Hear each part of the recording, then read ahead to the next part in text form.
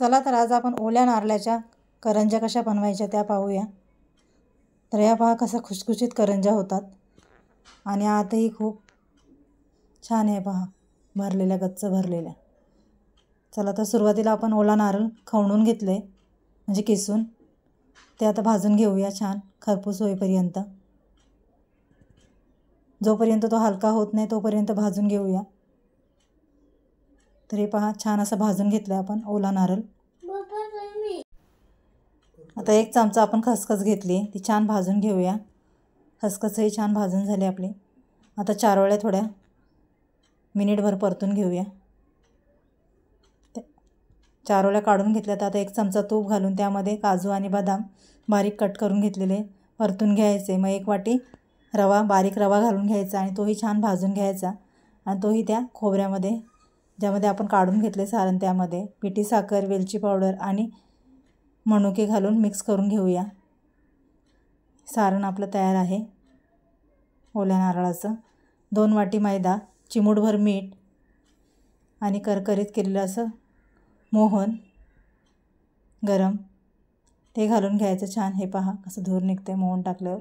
गरम असताना ते चमच्याने हलवायचं म्हणजे मिक्स करून घ्यायचं आणि मग जरा कोमट असतानाच हाताने मिक्स करून घ्यायचं, असं चोळून चोळून घ्यायचं। कणांना लागलं पाहिजेत मोहन व्यवस्थित।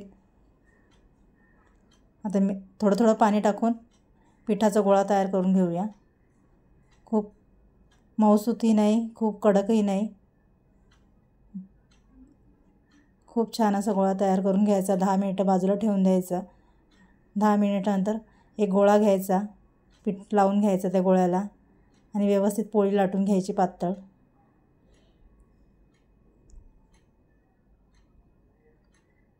हे पहा अशी पातळ पोळी लाटून घ्यायची।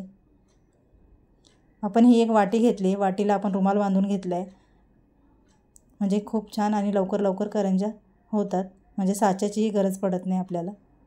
तर यामध्ये आपण सारण भरून घेऊया।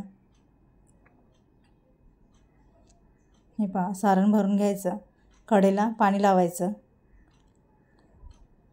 आणि दुमडताना थोडं मागं खेचायची पोळी आणि मग दुमडायची अशी आणि मग कढईला अशी दाब देऊन कट करून घ्यायची व्यवस्थित, म्हणजे ती फाटली जात नाही आणि आकारही छान येतो आणि होतातही पटापट।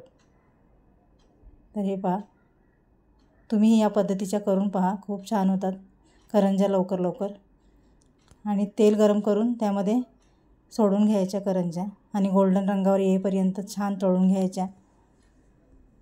तर हे पहा आपल्या तळून झाल्यात करंज्या गोल्डन रंगावर म्हणजे तांबूस रंगावर। आपण सगळ्या करंज्या तळून घेतल्यात।